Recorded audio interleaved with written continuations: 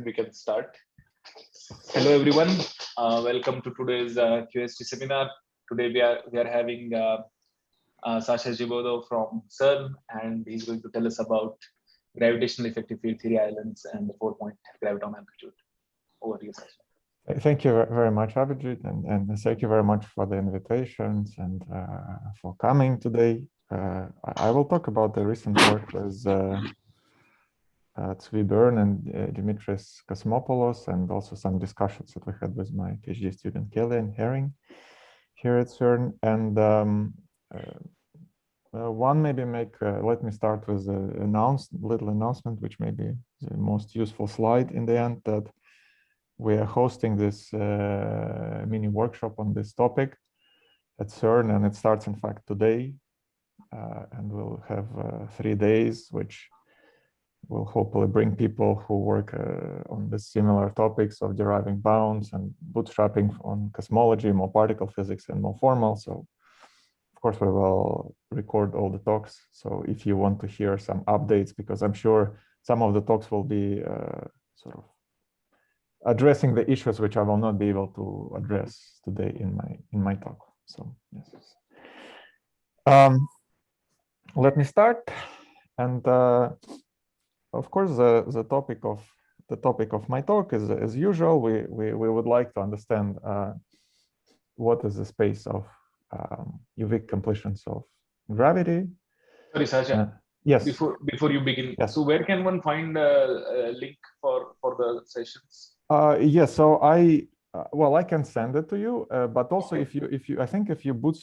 if you Google positivity and the bootstrap, you should be able to find the CERN Indico page, and there is this video conference. You click and you should be able to join. Great, thank you. So yeah, today will be cosmology day, so and maybe more gravitational will be on Wednesday tomorrow. And this question, of course, it's a very general, very broad question, and recently it was explored sort of in 2 directions. Very broadly, one I can call it's a bootstrap directions, where we try to we start from some basic principles and we try to derive some rigorous bounds on various corrections to general relativity. And the second way, which starts from the UV, where you have a model, some model of which is a UV completion of your theory, and then you try to extrapolate the lessons from this model to the IR. And this is a string landscape swampland program, and of course these are 2 complementary. And one important difference to have in mind is that, and this is something interesting also, is that on the bootstrap side, both in a CFT and lately in a S-matrix program, we always focus on the 2-to-2 scattering. Either it's 2-to-2 scattering of gravitons of some other particles, or it's correlation functions in CFT. And then we impose the basic constraints of unitarity, causality, and crossing, and we try to derive bounds. This is sometimes also called a dual problem. On the other hand, in this other approach, going from the UV to the IR, we start with some much more powerful structure. It can be existence of a Lagrangian formulation of a theory, or a wall-sheet formulation like in string theory, which allows us to believe and to think that in fact this more powerful structure, it's existent, generate all observables, not just 2-to-2, but all scattering amplitudes. We believe that in string theory they're all consistent. And of course, this 2-to-2 scattering that we do in bootstrap versus all end-to-end scattering is very different. So on the bootstrap side, we don't really know how to go beyond this 2-to-2, and this is something which is some direction which will be very important surely in the future to understand how to go. And on the bootstrap side, again, this idea that we start first with a theory, and of course whatever we derived in this bootstrap side, whatever theory we have should satisfy these bounds. And so it's sometimes called this problem. It's called sometimes a bootstrap primal problem. So we're not deriving bounds, we're populating the theory space. And so today I will discuss both aspects a little bit. in the context of gravitational theory, both dual and the primal. And an important paradigm, which I guess emerged first in the context of ideas CFT, is this Heemskerk, Polchinski, Penedonis, and Sally, where we say that if we have large n and large gap, we should get an Einstein theory. And okay, this is very rough, but this is I guess some of the guiding picture for some of us. And in a sense, the way if you can try to make it, one question about this is, can we make this idea precise? And this would mean that we really bound all high derivative corrections to Einstein theory.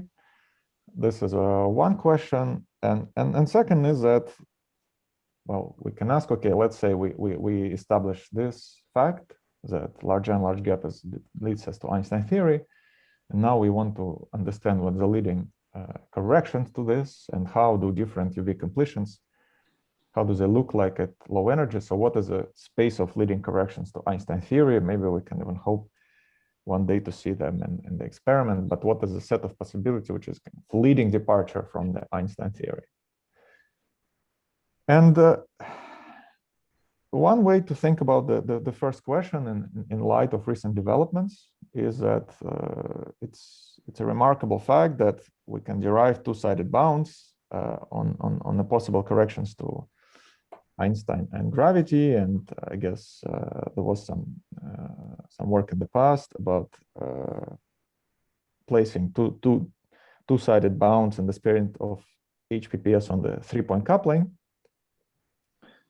And so this was supporting this idea, but recently, again, the question was a little bit how to make it really precise. And the recent progress is that one can go about it and, in fact, try to make this HPPS idea much more precise than maybe we discussed before. And interestingly, there are many papers that appeared at the same time, even though the idea, in principle, could have been exploited, I guess, long time ago, but somehow many people start thinking about it at the same time. And the basic new development was that if we combine the usual considerations of causality and unitarity with low energy crossing, and we apply it to 2-to-2 scattering, then we derive two-sided bounds. So as a cartoon, I plot here some couplings. I consider the ratios. Let's say this is a dimensionless couplings. For technical reasons, this is the topic of my talk today. I will be talking about various Wilson coefficients. So this expansion here, I will refer to this as Wilson coefficients. And what was observed in these papers is that if we combine causality, unitarity, and crossing, we get this two-sided bounds on various Wilson coefficients. And this is, again, the dual problem, and the primal problem for gravitational scattering is, can we populate these islands? Like, can we fill this region with some known theories? And this is also something we try to understand in our work. And of course, as especially many people in this audience know, when we talk about gravitational theories, let me be a little bit more precise. So I use the words physical theory here. What do I mean by that exactly? And for this talk, for me, the physical theory is, well, eventually it's any gadget, any tool that produces a set of consistent observables. Doesn't matter how, where they come from. As soon as they're consistent, we are happy. But importantly, for the purpose of this talk, I will think about this problem perturbatively in G Newton. So in a sense, I call a physical theory, it's a set of observables which are at least perturbatively in G Newton, are consistent for any type of scattering. And of course, we know how to. It's a much more complicated problem than just 2-to-2, but we know a few ways to do it. Is that one is, of course, we can take a string theory as matrix. which again generates for us perturbatively consistent amplitudes. Finally, we can take quantum field theory and minimally couple it to GR. This is another possibility. Again, you might... Sasha, by quantum field theory minimally coupled to GR, do you include GR loops or GR is classical? No, GR loops. So GR is dynamical. Yeah. But then we'll run into all the trouble with GR loops that we usually run into. So yes. So well, GR loops. There is, as you're absolutely right. Okay, let me step back a little bit. Here, what I will be doing is that, if you note here, I'm talking about 4 dimensions. So in fact, I will consider scattering in 4 dimensions. And here, there are not only GR loops, but there are also infrared divergences. And the take on this that I will be using is that I'm thinking about the gravity being very weakly coupled, so as usual, and then we imagine that there are some extra degrees of freedom that we integrate out, and this extra degrees of freedom, they generate these high derivative corrections, and I will care only about the leading order terms of this type. So if I have a string theory, these corrections are generated by, of course, a tree level. We just take higher spin states of the string, and they generate these corrections for us. If I take a QFT coupled to gravity, then these corrections are generated by a one loop matter.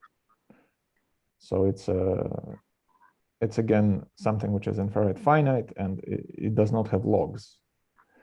Of course, if we then go and include graviton loops, yes, they're part of the amplitude, but here I sort of think of them as separately, that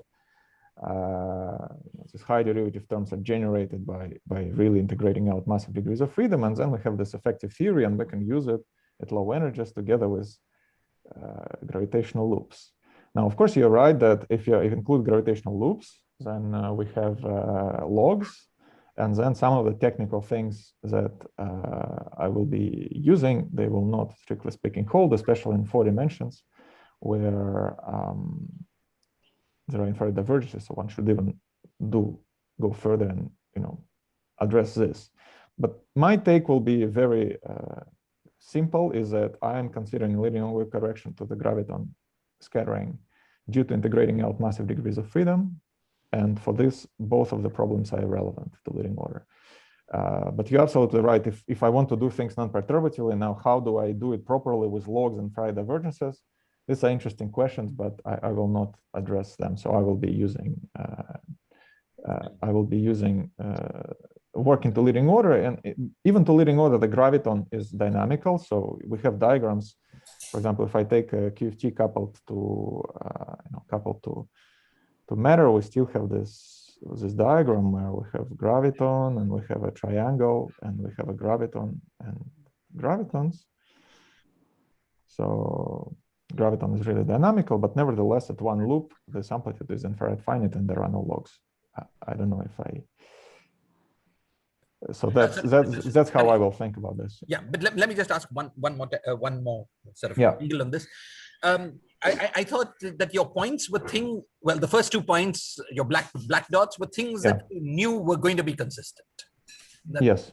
So string theory sounds good, but how do we know that if we take any quantum field theory and couple to gravity, it will be consistent? That seems less clear to me. Yes, I think it's less clear. However, I think that at least perturbatively in G Newton. So if I take and in my talk, the QFTs I will consider will be really simple. Say if I take a minimally coupled scalar, so a free scalar, and minimally couple it to GR, if we consider, say, some scattering of the scalars and coupled to gravity, we will not find any problem in perturbation theory. At least I don't know a way to find an issue. Okay. For instance, won't your amplitude start growing less fast in the Rayleigh limit once you include these loops? They can start grow, but this growth by itself is not a problem, because this growth, that can be unitarized, say. So you assume that everything takes care of itself at high energies. Yes, here, and I assume that there is a way to make sense of it, and so I will just work to leading order, and the fact that these things will grow in the Regge limit faster than, say, you expect. I would think, okay, it happens even in string theory, but we know that there are mechanisms to unitarize. So in perturbation theory, it's not really. Sounds good. Now I understand your point of view. Your point of view is you've got a quantum field theory, you couple it to gravity, and you assume somehow it's taken care of in the UV. You don't. Yeah. Thank you.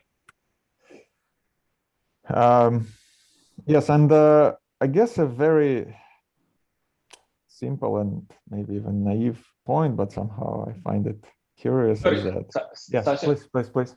This point of view I understand from the point of view of dual formulation of the problem, right? Because you would say that you have some theory which can take care of itself in the UV, then what can be the constraints, how on the low energy Wilson coefficients or things like that.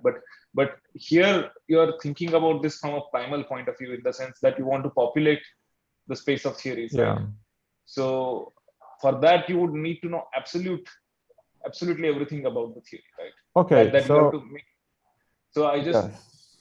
So let me emphasize something, which I think is, yes, you're right, but I realize now that I haven't said something which is important, that in all these works,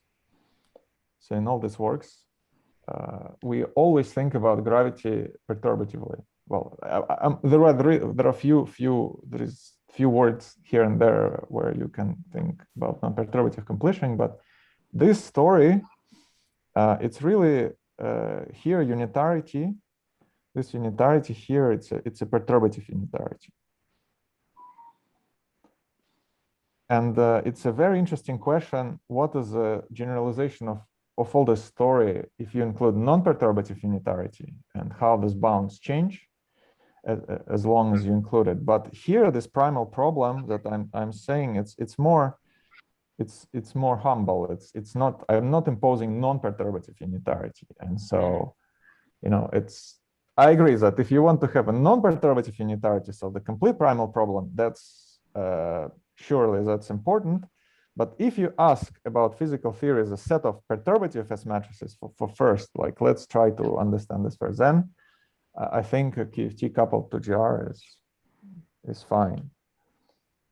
Okay, thank you. So, but I think that one also important point is that if you want to think about this non-perturbative unitarity,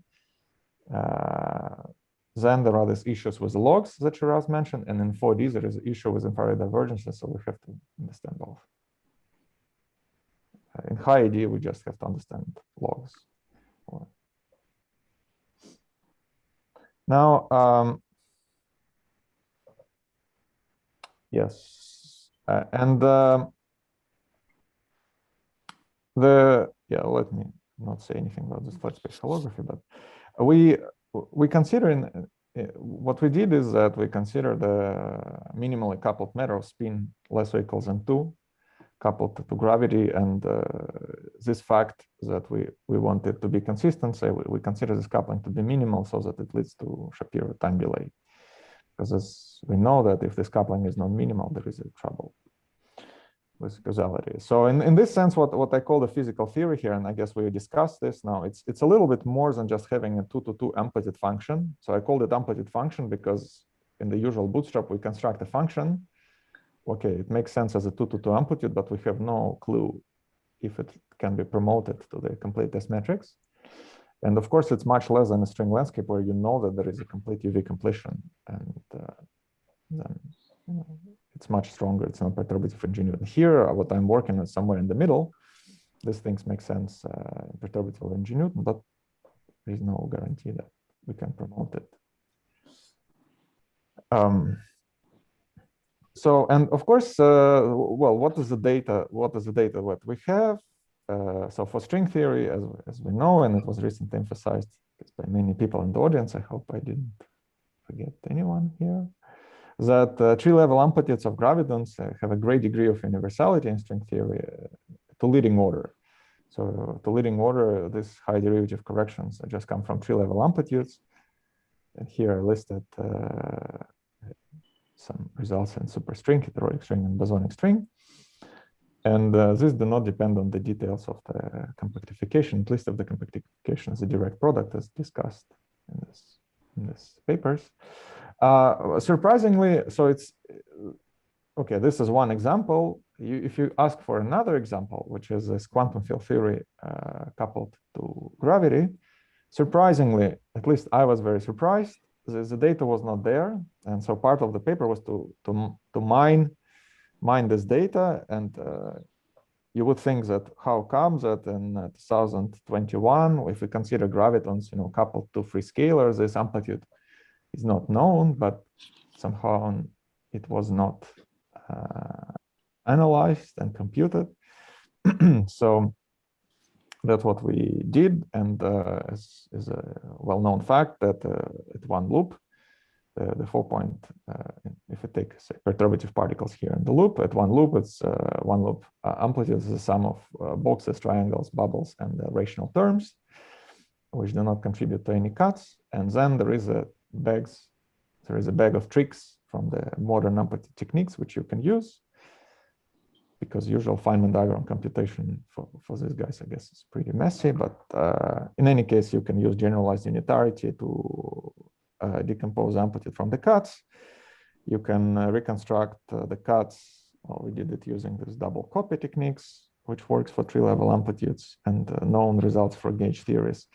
And finally, you can fix these rational terms, which is a subtle issue, but you can fix it either analyzing UV divergences or radial limits. So in the end, you can do all these things and fix the amplitude. And as you see that, well, say if you take the MHV amplitude, as expected, it's a bunch of boxes, triangles, and bubbles, and then there are some rational coefficients and some diagrams. You see this epsilon here. It's just for convenience. You can set it to 0. The result is finite. And you can expand at low energies and study the various EFT coefficients. And so this is the other piece of EFT data that we have. So well, one is string theory, but this was known for a long time. And now we have this a little bit more examples where we take a free quantum field theory, so free particles circulating in the loop, and we couple it to graviton. So in this way, we have a little bit more of EFT data that we can use. And this is what this is what we call we use it. I think it's this data is called the theory island, where we take if you ask about these constraints of perturbative unitarity, crossing, and causalities, and the amplitudes, they form a convex cone. So in other words, if you have a theory M1 and M2 and you add them up with a non-negative coefficients and perturbatively in G newtons, this is a completely fine amplitude. And so this is also what was done in these recent papers and what we also think about. So perturbative unitarity, and therefore you can consider this theory cone where sum of I is sum over theories. And of course, we don't know how to sum over theories, but well, we did the best we could, which was to take this, to take the examples of string theory, heterotic string. We also took bosonic string, but you can ignore it if you don't like the tachyon. And also we took, we allowed ourselves to choose any spectrum of particles of light spin. So you can choose any number of species, any masses circulating in the loop. You can choose, I don't know, spectrum of standard model here, and then we can study the amplitudes that generated by these examples. Of course, it would be very interesting to consider the way it's already, I guess, pointed out by Shiraz. So the way, if I work at one loop, then if effectively we are coupling we're taking stress energy tensor correlation functions and couple them to gravity. So we can consider most general QFT characterized by stress energy correlation functions and try to study it. And would be very interesting. Maybe take large NQCD or maybe use some ADS QCD models to generate more points. But okay, that's for the future. And okay, now so to derive the bounds, we as always, again, as done recently, we use dispersion relations, unitarity and crossing. And to derive dispersion relations, we use a standard analyticity, which is definitely, yes. Sorry, one question. Let's say you look at your dual problem in terms of two scattering, and then constrain your Wilson coefficients and so on. And now let's say you want to populate these the region that you have allowed using these theories that you had listed. I mean, would you be surprised if one of the point lies outside? Because when you say that you can couple matter minimally, why is it a priori clear that you can do this with any quantum field theory? I mean, there could be some constraints already, right, at perturbative level. Yes. Maybe, yeah. So why is it that allowing all these things, any type of spectrum to run in the loops, etc., is guaranteed to do something or the other which will lead to a good theory? Well, so at the level we are working this, it's just by construction. These amplitudes, they satisfy everything that they will be obviously crossing symmetric, right? They will satisfy unitarity because Feynman, just the fact that you have this Lagrangian formulation and you compute the amplitude in the theory, it guarantees to you that it's perturbatively unitary. Okay. And it will have the Regge limit, which is reasonable. So it's just by construction. Okay. I see. Fine. It's also thank you. Yeah. Because the spin is bounded here. Yeah. It's important that we bound the spin here because otherwise, of course. Yes. Okay. Thank you. So again, we assume the standard analyticity, which is definitely true in perturbative examples, and so we have a unitarity cuts. And dispersion relations, we start with some Cauchy integral, we deform, and then there is an important contribution of the cuts constrained by unitarity and the arc at infinity. So the arc at infinity is something which I guess probably many of you are interested here. And so there is in flat space, it's an interesting question, and we do not have a complete understanding of what's happening. So I guess at tree level, we believe that the right bound is this. So, but okay, there are various arguments in favor of this, but okay, I will not work at tree level. So this is one bound. So at one loop, and for this talk, the bounds that I will be actually using to derive my dispersion relation is this, which is weaker. So as you know, when you derive the dispersion relation, you can choose various kernels, and depending on the kernel, and depending on the decay of the amplitude at infinity, you can consider more or less dispersion relations. And so since I will be working with the one-loop diagrams, and if you take the tree level Regge bound, which is that you have a theory with up to spin 2 particles at tree level, if you iterate it, you at least in 4 dimensions, you get that this region you iterate it twice, and you get that your amplitude does not grow faster than t cube, and this is a bound I will be using in deriving my dispersion relation. So it is, in other words, if you would like to use tree level bound, or you would like to use a quantum bound, all the dispersion relations which I will be talking in this talk, they will apply, because the bound this is weaker. Now, sorry, tangential question, Sasha. So the way one loop bound is derived from this t squared while is cutting this thing. So does this hold at higher loops also? You just expect more power? So this is an interesting. This is an interesting question, and what happens here, in fact, that here the picture that we have, of course, is that if you go to one loop, you simply exchange region twice, and there is a story about equalization, and what you get is here is t to the 2j naught minus 1. So this is often discussed, but there is an interesting fact which I haven't seen discussed so much, and I was in fact surprised that it's the case, but maybe it's known to experts. But let's take this amplitude in high dimensions. It does not happen in 4 dimensions, but take its, for example, supergravity amplitude in 10 dimensions, and consider its discontinuity. It is a true fact that the discontinuity is not dominated by the iconal exchange. In fact, the amplitude grows faster than this. And this comes from the hard moment in the loop. And it requires unitarization, which is different from iconal in high dimensions. And well, in CFT, you can understand how it is sort of unitarized.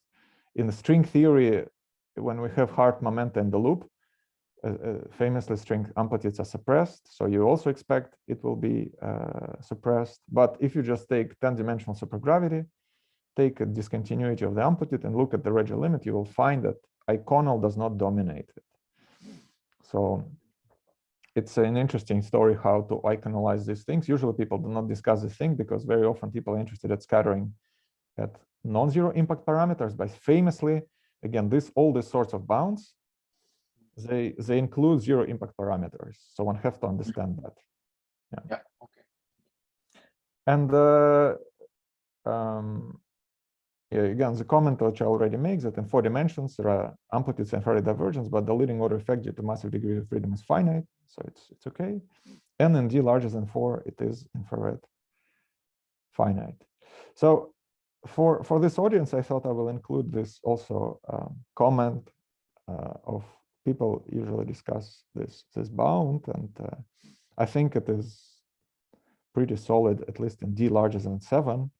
And it follows really, this is what we discussed with Killian. It follows from very simple reasoning. And let me just remind you that if you have a gap theory, both the non-perturbative and the tree-level bounds follow from Martin analyticity. And this Martin analyticity is the fact that the amplitudes are analytic when t is not only negative, say, but it's also go from 0 to 4n squared. And just by using this fact, you can both derive the famously Martin Frost-R bound, which is non-perturbative. And then you can write dispersion relations and derive using them that at tree level, the amplitude cannot grow faster than s squared. So this is happened in gap theory. And in this sense, gap theories are analogous to ADS theories. Somehow the having a gap allows you to easily do that. Now, in a gapless theory in flat space, you cannot do that because there is no gap and the partial waves do not decay as exponentially fast anymore. However, you can do the simple game where if you take an amplitude and you write it in the impact parameter representations, and importantly, here there is a contribution from 0 impact parameters, so you have to take care of them. But if you split this integral over all impact parameters and you use non-perturbative unitarity for low impact parameters, and then you use the fact that at very large impact parameters, the scattering is just governed by classical gravity, in fact, by tree-level scattering. So by this, I mean that if you choose this B star here as scale s over 1 minus d minus 4, then in fact, this phase shift is small. So it's really, we can trust the classical theory. Now you can check that if you just take these integrals and you use non-perturbative unitarity here and here, that the amplitude grows slower than s squared for negative t and d larger than 7. So I think this is pretty solid. Now, what happened? Can you still see my iPad? Hello? Yeah, no, we are seeing some notification. Yes. Let me try.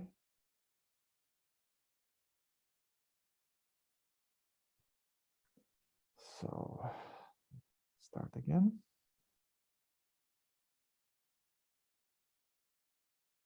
Okay, maybe I was too happy about the update of my iPad that I can share again. So let me start sharing again. Somehow it just, okay. Okay, unfortunately, for some reason, I get my problem again where I cannot share the screen. So let me try again. This is really annoying. No, it doesn't work. Okay, maybe if I restart the iPad, but maybe I suggest then I will just export this as PDF and we'll connect. And we'll just share my screen from my laptop. Okay. For that. Okay.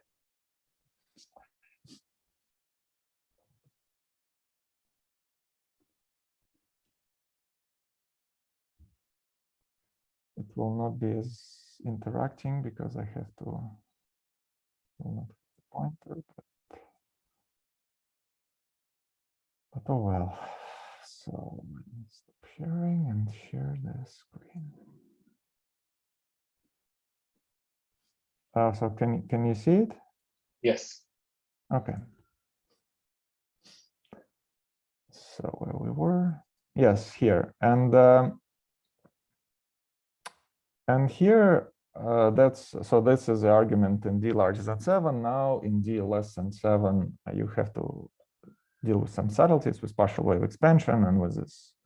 Maybe if you use iconal and some assumptions about classical theory just beyond tree level, you can also prove it. And finally, of course, the natural question is that can we derive, like in a massive case, we know how to derive the bound on tree level scattering using dispersion relations. Can we now use this bound less than s squared to derive the tree level Regge bound in gravity? And usually the problem is that we have 1/t pole, but there was recently this paper about sharpening the swampland boundaries, which found some functionals. And so I think it's an interesting question to understand if we just use these tools to essentially mimic all the steps in the gap theory's derivation and derive this bound. So is this paper that you're referring to, is it out yet? Which paper or? Yeah, what you're referring to now? Have you? Well, I referred to the paper with the impact parameter. I referred to the paper of sharpening the boundaries of the swampland, where they found these functionals in the impact parameter space, and this is Rastelli, Simon, and yeah. I was talking about the paper that you have in your blue up. No. This is not out. No. This is, okay. No. So you basically think you have a proof of the CRG conjecture, right? No. Sorry, let me be clear. No, I do not have a proof of CRG conjecture. Here, I just gave a very trivial or very simple argument why non-perturbatively T of S and T is less than S squared, and the CRG conjecture is this last purple point in purple. What I'm just saying that you can prove CRG conjecture in gap theories using dispersion relations. Yes. Now, naively, you cannot do it in gravity because you have 1/t pole. But then in this paper, you could have objected in the same way, but they found functionals where you can prove it. So it seems like this is something we should all have tried, but no one have tried. And this seems to be a natural place for conjecture like this to make sense. So you say that there's a good chance that using these ideas you can prove this. Yeah. It seems like, yeah. It seems to me like if this conjecture is provable, then this seems like the right way to do that, right? Because we have this UV as in a gap theory. It allows us to write dispersion relation again a gap theory, but then in a gap theory we can just choose, I guess in modern terms, a trivial functional, which is just we evaluate the amplitude for positive t. And then because of this analyticity, we have positivity, but in gravity we cannot because of 1/t pole, and for negative t it's negative, the discontinuity. But in this paper sharpening boundaries of the swampland, we could have the same objections. Nevertheless, it shows that if you consider slightly more general functionals where we integrate over negative t and we add null constraints, we do get positivity. And so it seems like we should try that. Okay, thank you. And sorry, one more question about this. What is special about d greater than 7? Yeah, so that's the fact that if you consider the behavior of this. So first of all, in fact, I don't know, maybe some of you know, I realize that I haven't seen the derivation or careful derivation. When does partial wave expansion converging in quantum gravity? And the usual derivation in the gap theories does not apply again, but you can come up with a derivation. Essentially, it boils down to exchanging sums and integrations, and then there is this whatever Fubini-Tonelli criterion, and then you end up discussing the convergence of certain integrals which involve this phase shift, and the potential divergence comes from large spin. And at large spin, everything is controlled by large impact parameter. And so if you take this, for example, if you take this integral here at large B, and you just plug the delta to be the large impact parameter tree-level phase shift, and you evaluate these integrals, you will see that they converge for d larger than 7, absolutely. So this is the fact that Newton's law dies off so fast in large. Yes, yeah, it's just that. It's just that, yeah. Okay, thank you. Okay, so sorry, one question, if I. So in the previous slide, where you write this quantum bound to be smaller than t squared, right? Yeah. In ADS, at least one has a stronger statement that it is less than equal to t, right? That's right. Yeah, yeah. Due to Cauchy-Schwarz inequality, but exactly, do we expect? So do you expect that the statement should continue to hold for flat space, or it should be the milder statement which you just made? Okay, so here I think you can derive a stronger bound. So you can I mean, I just wrote less than 2 because it's historical, but you can derive a d-dependent bound. But it's not just one; it's something complicated. Now, here, depending on, I think here the argument is clearly will depend on what we are willing to assume. For example, let's say you allow yourself to believe that gravity, tree-level gravity controls when B star is less than this. When the phase shift become a photo 1, you have some kind of iconal phase. Let's say you want to assume that. Then maybe you can. This is what is, and then maybe you can even assume that you can so here we are agnostic about the low impact parameter, and we believe that we know large impact parameter. And so depending how much knowledge we are willing to assume, for example, maybe we would like to assume that we can go all the way to the impact parameters where there is a tidal, tidal excitations of the string, and then one can do slightly better. But it's not like in CFT where, being very, very agnostic, we just get less than 1. I don't think this will work. So here in d larger than 7, this very minimal assumptions when the phase shift is small and controlled by tree-level GR at large impact parameter is enough, but it will be not as powerful as I don't remember what happens when we send d equal to infinity to this number here, but I don't think it's 1. Maybe it's 3/2, something like that. Thank you. Thanks. So let me come now next to very quickly to the actual setup of what we analyzed, and it's a scattering of gravitons in 4D. So there is a spinor helicity formalism, and there are 3 amplitudes, modular Hermitian conjugation, essentially MHV, which is underlined with red 1 minus, so it's and all plus. And so this is written all in going notation. So the first amplitude is elastic, other 2 are inelastic. Crossing is simple. There is parity. There is a usual statement that discontinuity of the amplitude is like optical theorem still applies. So are you looking in 4 dimensions for yes. convenience, or? For convenience, yes, because this is very simple, and we will be very easily work at partial waves. I think, as far as I know, at least in print, partial wave hasn't been worked out for gravitons in high D. Okay, thank you. So, for example, this is trivial in 4D, where we write unitarity. So we want to take various polarizations, and we can reformulate it in terms of these functions, Fg and H, which is a function of Mandelstam invariance. And then the unitarity tells us that discontinuity is given by some spectral densities, which are morally a product of 3-point couplings. and this Wigner-D functions, which are in 4 dimensions, are just known. So we can really write explicit formula where for any polarization, we know what is discontinuity. There are these Wigner-D functions with these indices. And unitarity tells us that optical theorem tells you that when the process is elastic, the spectral density is non-negative. And the second, it tells us through Cauchy-Schwarz inequality for couplings that when the process is inelastic, then the spectral densities, they are bounded by elastic process, which is essentially this last line. If you have a product of the couplings, you have it's bounded by the spectral density. So unitarity is very explicit and very easy to formulate in 4D. I think it would be useful, of course, useful to work this out in high D. And finally, you can write dispersive representations for the coupling, which is you take, say, let's say we consider MHV amplitude. You take this function, you draw the Cauchy integral, and you write it as a, as usual, the integral over discontinuities. And then if you expand it at low energies, then you have this Wilson coefficients AKJ, and they given by this sums where you have spectral densities, rho, which are dynamical information, and these polynomials, P++ and P+-, which are kinematical polynomials. And then the game is to use this representation to derive some bounds.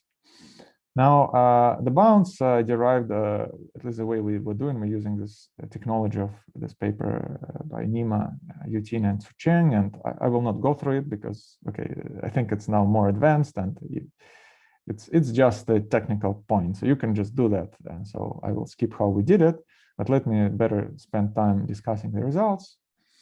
And so the basic punchline of our paper is this plot. So it's good to spend some time. Here is, so I guess before, so here I'm talking about Wilson coefficients and MHV scattering. And we expand this F at low energies like it's written here, and we're talking about this coefficients AKJ. Now we consider this dimensionless combinations. So these are numbers, A for 1, A for 0, because first index governs the dimensionality. And here the picture that we have is that Sasha, yeah. One question. So here the constraints that you are getting, are they positivity of the forward scattering or more elaborate? No, more. It's more than that. Yeah. It's really you see this the second index involves T. So it's okay. Yeah, it's not no. And here, so these are the rigorous bounds.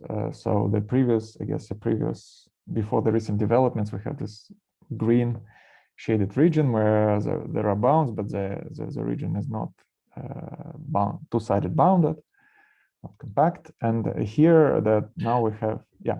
Sorry, Sasha. Along the same lines as Abhijit, if you look at a partial wave, there are two kinds of bounds, right? It shouldn't go above and it shouldn't go below. Yeah. Are you using both of those, or no? Yes, it's I'm just using this raw functions. The spectral densities are positive. In addition, they're bounded by 1 non-perturbatively, but this is not used. Okay, so it's only the top guy that you're using. You're using I'm using what I call perturbative unitarity, which is these guys are non-negative, but I'm not using non-perturbative unitarity, which is the fact that they're less than 1. Right, exactly. Okay, thank you. Yeah. I think it's very interesting how this non-perturbative unitarity plays out, and to the best of my knowledge so far, it hasn't been. There is one section in a paper by Vincent Van Duong and Simon Caron where they use it, but otherwise it hasn't been explored, at least in the literature. So then if you impose crossing, where crossing leads to linear relations between different AKJs, you get this red region. And this is this new developments, if you wish. And now what we try to populate this red region with known theories, and that's what you get, this black line. So it was a surprise to us that all the theories, and here you see that if you go to the right panel, it's zoom in version of this little region. So now this black line became a little island, this gray island, which is, you have different theories, superstring theories or various choices of matter. So if you have a pure fermion, a pure scalar, you get these dots. If you take superpositions of different spectra, you can land somewhere in the middle. But excuse me, the important point is that they all form this incredibly tiny region, which is essentially a line with a slope 3/2. So when we saw that, we thought, okay, what's happening? We wanted to understand what's going on. That it's clear that you know, if you try to populate this island with the theories, at least that we consider, we couldn't do that, and moreover, they all cluster this small region. So a natural question to ask is there a simple physical principle, or which will immediately tell you that, okay, this line was to be expected? And the answer is yes, even though we cannot prove that. It's now more of this landscape reasoning, where I will tell you what happens. I showed you the amplitudes, the gamma functions, which versus dialogues, which look very different. But on the other hand, this amplitude is clearly same in a certain metric. And so, what is this metric? And this principle, or this, if you wish, organizing principle that we found is what we call this low spin dominance. And essentially, this is some version of naturalness, which happens to be present in these physical theories, but it does not follow from the usual bootstrap postulates. And this physical naturalness can be seen on these plots. So as I told you, that the dynamical information in this is in the spectral densities. So it's a coupling to intermediates, degrees of freedoms that you exchange. And if you plot this, now let's say we take a certain states, intermediate states of certain spin j, and we integrate over all masses with some simple weight. So it's considered a moment. If you look at these examples, you get this following picture. So let me spend a few seconds on this slide. So there are two types of lines which correspond to two channels. So one is where you have plus graviton going into some intermediate state. Another is a plus minus graviton going into intermediate state. Horizontal line is a spin. In different channels, one partial wave starts from spin 0 by angular momentum conservation in plus. In plus minus, the angular momentum of gravitons adapts, so the minimal angular momentum is 4. So that's why it starts from 4. The horizontal axis is a spin, and on a vertical axis, you have a logarithmic scale, and this is this moments in various theories. So here you have a scalar loop, spin 2 loop, superstring, and heterotic string. Now you see that all this, even though the original functions are very different, that these plots are very similar in a sense that the coupling to the states of minimal spin dominates in both channels. So here, say, the spin 4 coupling is much larger than spin 6 coupling, and the coupling really drops very fast. The fact that it drops faster than any power, we know that it has to be true. And why it has to be true? Because we use dispersion relation to derive these formulas. And these p's here, they're polynomials in spin. And as you take, this j or k to be large, this the spin of the power of this polynomial grows. So we know that for this sum to converge, these moments, they have to converge faster than, they have to decay faster than a power. So this is not surprise. What does not follow from general principles is that this exponential decay follows, or essential exponential decay, or this hierarchy follows all the way to minimal spin. So you know that you see that there is no features whatsoever. It just drops right away from the start. And it happens here. Well, there are some features here, but again, it drops right away from the start. And this, if you wish, naturalness in the sense of absence of some bump here is what we call the low spin dominance. So this does not follow from general principles, but if you assume this structure, then you can immediately derive the location of this island. And the way it works is that, well, let's start with the dispersive representation of these couplings. Now you see what we get a sum over spins, the spectral densities, and some polynomials. The crucial thing is here that even if I tell you that high spin states become very tiny, it's not quite enough because the spin is infinite. And so you have to deal with infinite tail. And okay, we don't really know how to do that, just staring at this formula. But the fact that we have crossing, it leads to the linear relations among different AKJs. And this for dubbed null constraints. And these null constraints effectively relate low spin to high spin partial waves. And now you can play the following game. Start with this representation, we just followed from dispersion relation, and add to it a null constraint. Null constraint being a 0, because it's a relation between AKJ, which so we add them up to 0. So we can add them. We can add 0 to AKJ without changing it.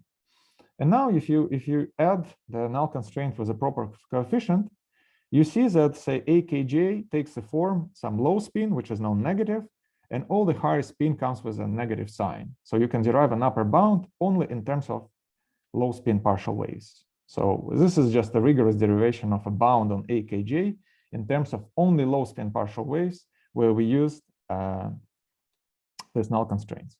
But now you see that, let's say we assume that we use this extra assumption, which was this low spin dominance, where I tell you that the moment of a spectral density of lowest spin dominate.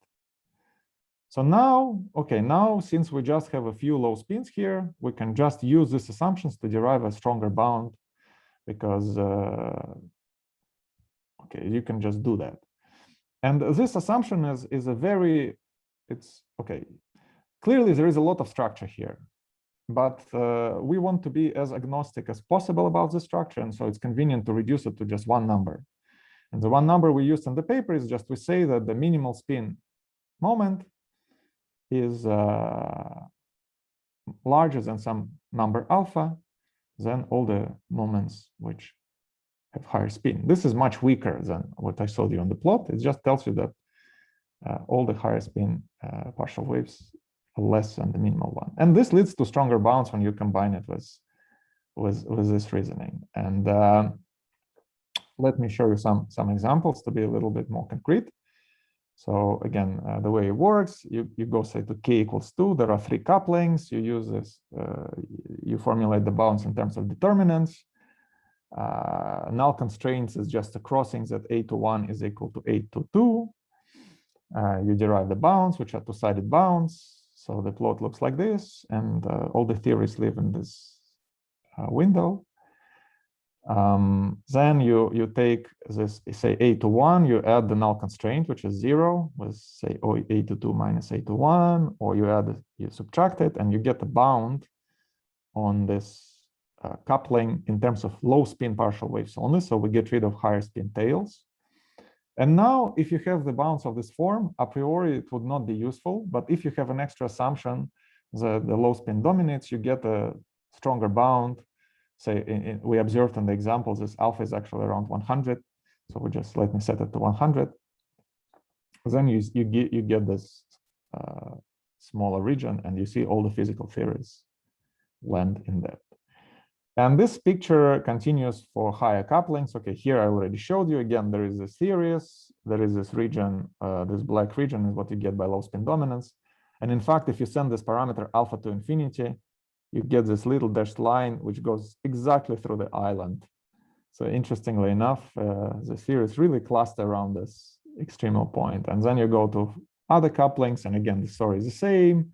There is this low spin dominant region, and this dashed line is the alpha equal infinity line, and you get that all the theories cluster around. And so I guess, Abhijit, I have 1 minute, or we started? No, you can take more time if you want. Okay, I'll take maybe 3-5 minutes. So one comment here is which I want to make is that is this hierarchy from this. Note that there is, for this structure in this series that we observed, there is no symmetry. So this parameter of 100, which emerges here in these drops, it's just there. We do not have a symmetry explanation for this parameter. But then you see this parameter of 100, which is present in the absence of symmetry, translates to hierarchies between Wilson coefficients. And the way it works is that, well, you can ask, are all coefficients in the EFT expansion of order 1? And well, this question is a basis-dependent question.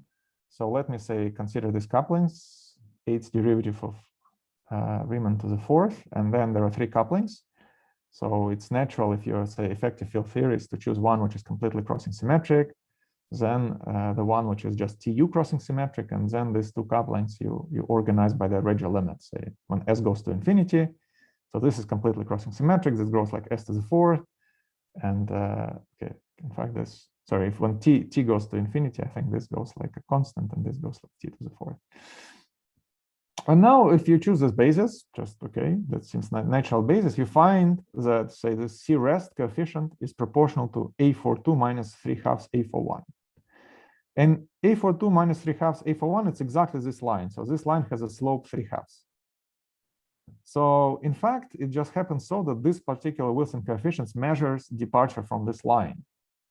And so if you consider the ratios of those 2 coefficients in the theory of free scalar propagating in the loop, you'll find that it's of order 0.01. So it's an interesting structure.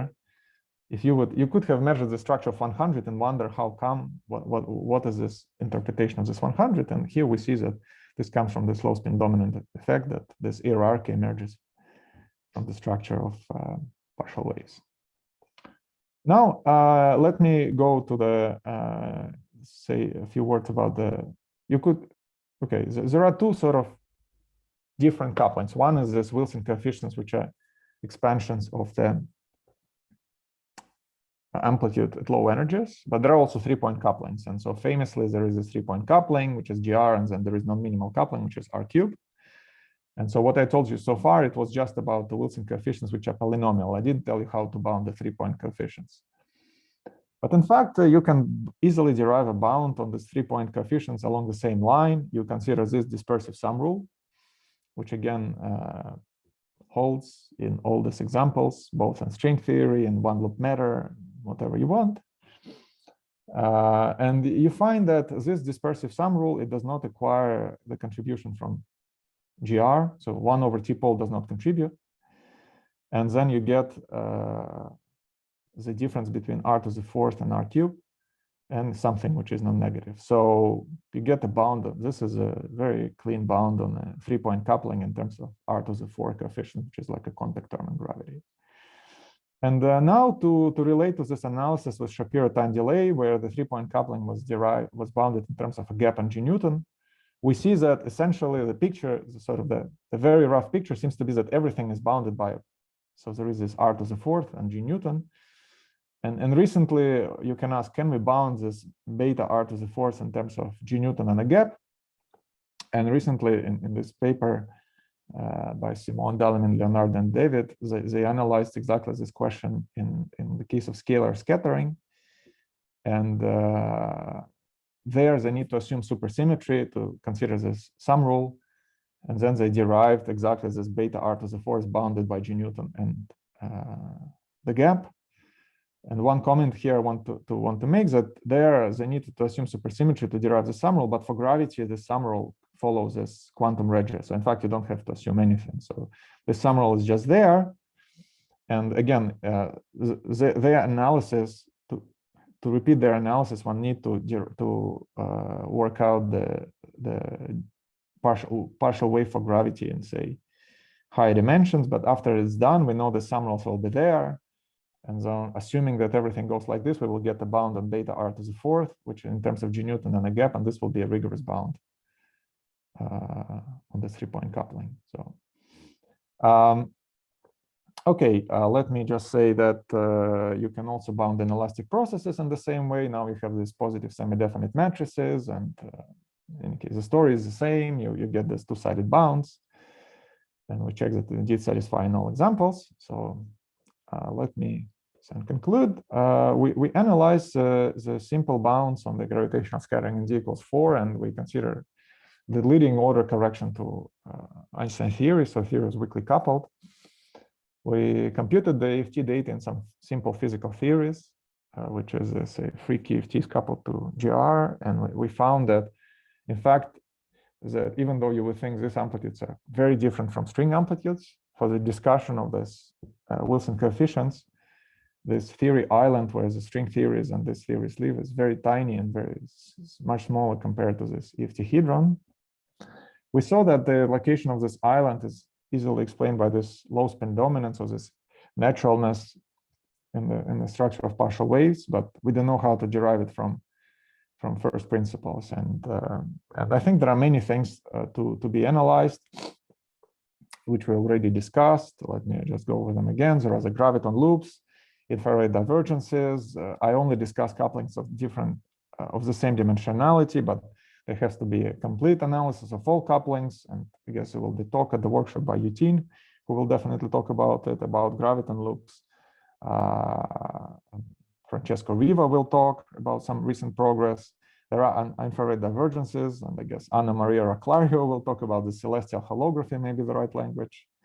Now, the slow spin dominance is, in a sense, some absence of higher spin resonance. I told you there are no bumps. It would be interesting to understand if there is some consistency for that. More examples, maybe large MQCD, extra dimensions. Can we leave this little islands that I showed you? I suspect that no, because it seems like if we take large NQCD, there will be no reason to have a bump at some spin 5. We cannot just by hand add a spin 5 resonance to the theory, because the problem was causality, and this seems to be related to that. In ADS EFT, there is no problem with infrared divergences, and as far as I know, this Leonardo et al. Are working on this. Maybe Simone will talk about it. And finally, so I guess something which is very general and is that, as I said, in the physical theories, we have this consistency of multi-particle scattering, which sounds incredibly hard from the bootstrap point of view, where we work with 2 to 2. And so maybe a way to probe this extra consistencies is, instead of going from M to N, which sounds very hard, maybe we should consider consistency of 2 to 2 scattering on some non-trivial background, like a black hole background. And maybe this is where this extra structure should emerge. But in any case, it would be very interesting to understand what is the lesson from this multi-particle scattering, which is very hard to even start thinking about. Okay, thank you, and I'm sorry for being over time. Thank you very much, Sacha, for a wonderful talk. Let's all unmute and clap. Do we have more questions? One question, Sasha. You talked about these one loop amplitudes in theories with low spin. You could also look at one loop amplitudes in string theory. Are the four-graviton amplitudes, have they been computed, and is that useful data for you? Yeah, so I thought in some form they've been computed. I'm not sure how explicit is it, but again, for the take, you see here, I consider this ratios of these couplings, and at weak G string, the leading effect comes from tree level. So for many of these couplings, this one loop correction is tiny and it will not move this point. But maybe there are couplings, if you can find a coupling which is 0 at tree level, and the leading corrections come from one loop, then this will be useful data. But otherwise, I think this one loop data is just a weak string coupling. It's just buried. It will not do anything to this coupling. So yeah. I see. I was thinking of this just as a block. I mean, maybe the one loop amplitude by itself is a block, just like you use these other one loop amplitudes as a block. Yeah, I think it's right. I think it's an interesting. It would be an interesting exercise. Yeah, to understand. Indeed, we can just take it as a block and see what is the effect of this block and how it behaves. It might be interestingly different from your other one loops, right? Because the infinite number. Yeah. No, absolutely. Yes, it's really it's a good example indeed, because one example with this sort of physics maybe is larger in QCD, but there we cannot compute, and so here it's really, and it would be a very interesting example indeed to see where this one loop stringy block lands on this plots. Yeah, yeah. So, sorry, but there are many type of blocks, right? Depending on Calabi-Yau. Yeah, exactly. Yeah. And so then the question is, yeah, that's what makes it a rich story, right? There's a lot of yeah. Exactly. Yeah. Indeed, that is very interesting because you're saying now we can take this block and depending on Calabi-Yau, what can we feel? Which part of this parameter space can we feel? And again, so my intuition is that as long as you have this plot, as long as you have those plots, the story will be boring. And the way that it means you will end up at the same place. And the way to leave these little places is that you have to create some bump here. And now what would be this bump? It will be like a resonance of, say, spin 4. Now, how would it seems like this requires some tuning. It seems like in a generic state, in a generic situation, we will just get these plots. This would be my expectation, but maybe it's too naive, and it would be very interesting to see if it's correct. I guess one problem with this one loop answer is that it also includes graviton loop, and I'm not sure that it will be very easy to extract it out. It's just one number, right? Like 2 pi square by 3 or something, but in 10 dimensions, for example. But how much of it is coming from graviton, I'm not sure. Right. So here we here that's right. Here we have a very clean separation between the graviton loops and the string states. Oh, sorry, and the massive states now. Well, maybe one should just work with graviton loops and with logs. What about the open string loops? Yeah, scattering off an open. I mean, then you get a foot. I don't know what you can deal with. Yeah, I don't know if they have been calculated, but yeah, I mean, there must be some calculations, I think.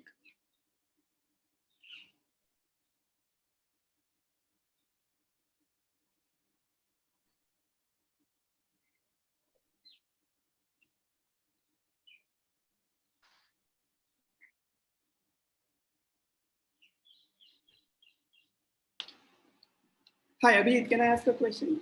Yes, please. Hi, Sasha. Hello.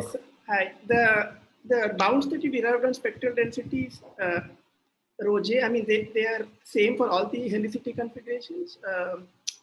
Maybe I missed the. Yes. So so there are 2 helicity configurations here, and this is the spectral densities for both. So you see they're slightly different, but they both have the same structure. At least, if we just use this very simple feature that the lowest spin dominate. Yeah. So this alpha is maybe my question was, alpha, is it same for all the helicity? Yeah. Well, it's a bit different. It's a bit different I mean, if we just we compute it in heterotic string or for different helicities, it will be different, as you see. But the point is that it's large. It's large for all of them. So, and it being large, say for 100 is enough already to derive this tiny islands along which things cluster. Yeah.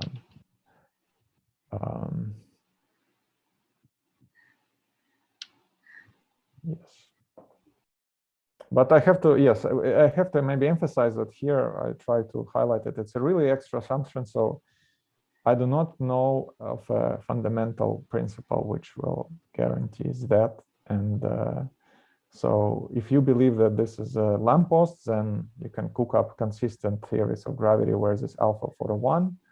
If you believe that there is some maybe consistency coming maybe from high particle scattering, from multiple particle scattering, which is implicitly these known examples, they know about this consistency just by the fact that they generate this as matrices, then there should be a lower bound on this alpha, and it would be very interesting to derive it. For example, one concrete setting where one can address it. Imagine we consider QFT coupled to gravity.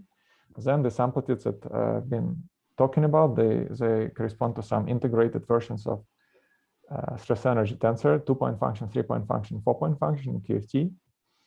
And now we can compute, rho of minimal j and rho of higher j, and then try to bound this alpha. But again, the question which is, and you might wonder, okay, let's say you will not see it, maybe by. So for me, maybe the interesting question would be that can you probe this? Can you see these features by looking at multi-particle scattering? And maybe the best way is to consider scattering on a black hole background, which knows about this multi-particle scattering. So maybe from there something can be learned. I see. So you're saying that by looking at more generic scatterings, we may be able to bound it sharper. Right. Because we see that. So if you look at 2 to 2, we get this chunks. But if we look at 2 to 2, we don't know how to. Not really know how to go beyond 2 to 2, and then there is always this question. Unless if you have a Lagrangian, if you have a wall-sheet, then you know that, well, the amplitude is there for any number of particles. If you just by hand constructed some function which has the right properties, it's really hard to generalize it to higher point functions. And so there is always this question: how much do we learn by looking at this multi-particle scattering? And we don't know. The honest answer is that we don't know. But maybe the fact that these examples that we consider, and they look like very different examples a priori, strings and QFTs, but they end up at the same place, maybe it suggests that there is something that we will learn from that with some stronger constraints. But that's where we are. Thank you. Okay, one more question, please, Sasha. Actually, going back to something Abhijit asked earlier in the talk. Yeah. The chaos bound, this chaos growth non-perturbatively saturates to a constant when you're not working, when you go to high enough energies. And this naively would, very naively would suggest that S matrices should not grow faster than S. Yeah. Do you believe, Abhijit asked you, but I'm not sure I completely understood your answer. Do you believe that that sounds too strong to me? Yeah, I don't think that's the right bound for flat space, and the reason is the following. So if you look at the scattering in ADS, when we go to this non-perturbative fragile limit, we are probing, if you wish, energies where we can produce black hole much larger than ADS radius, and the theory is somehow should be sensitive that it's in the box. Now here we're doing the different limit. We first send R to infinity, we get rid of the box, and then we take the larger S limit. So physically, when we talk about J equal 1 in CFT, we fix the radius of ADS and we take S to infinity. That's a true radial limit in CFT. When we talk about the radial limit in flat space, we first take ADS to infinity, and then we follow it by the limit of S to infinity. So these are two different limits. In particular, here we do not, in flat space, we can never form a black hole which is larger than radius of ADS because we already took the box to infinity. And because these two limits are different, and in particular, there is no reason for them to commute, I don't see the reason that this expectation with S to the first is correct. Then second is that from here, yeah, that's a basic picture. And now here we also see that the fact that there is no box, it comes with this contribution. In fact, let's forget about all the mysteries of the UV. I think that even this contribution of tree level,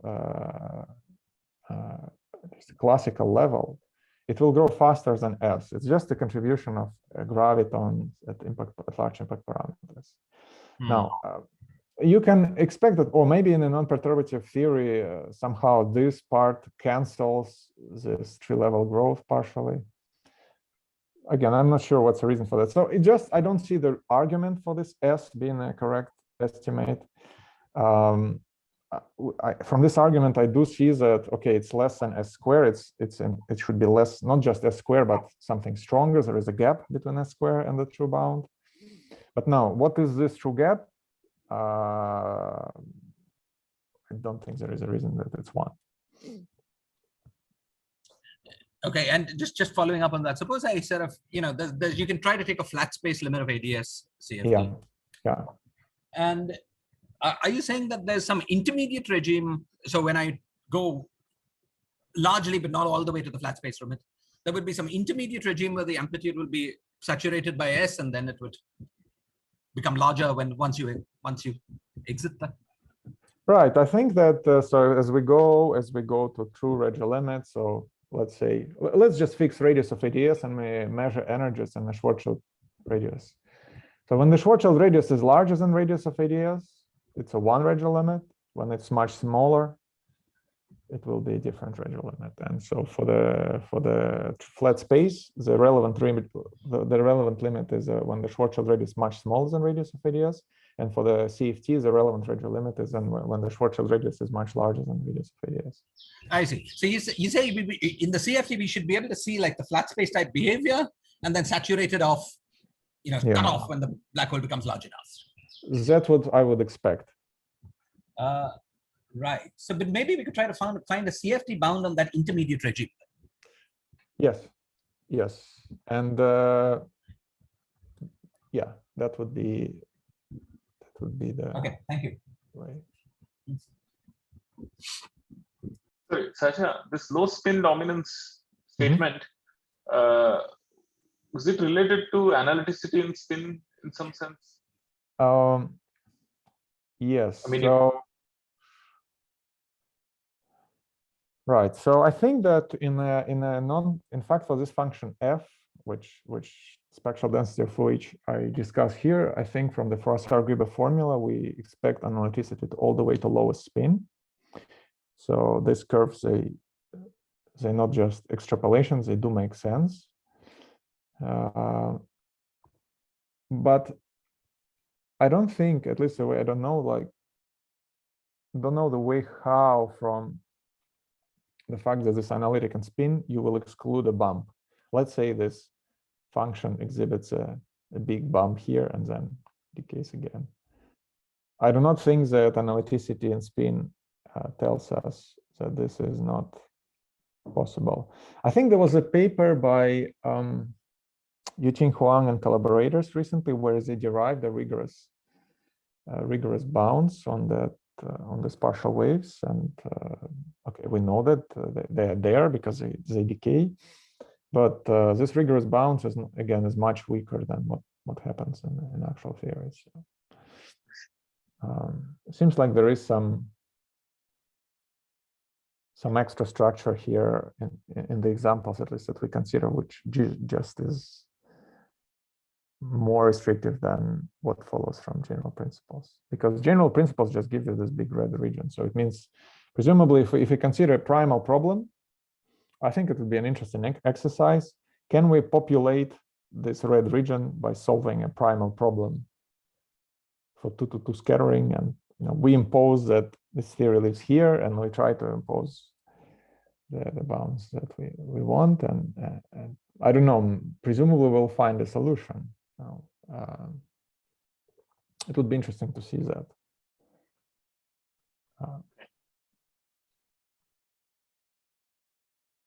Thank you.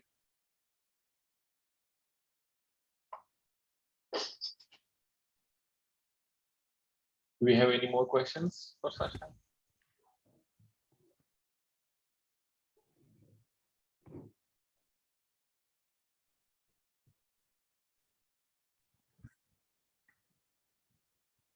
Okay, if not, let's thank Sasha again for a truly wonderful talk. Thank you very much for coming, and thank you very much, Sasha. That was a wonderful talk. It was very stimulating. thank you, and bye bye, everyone. Bye.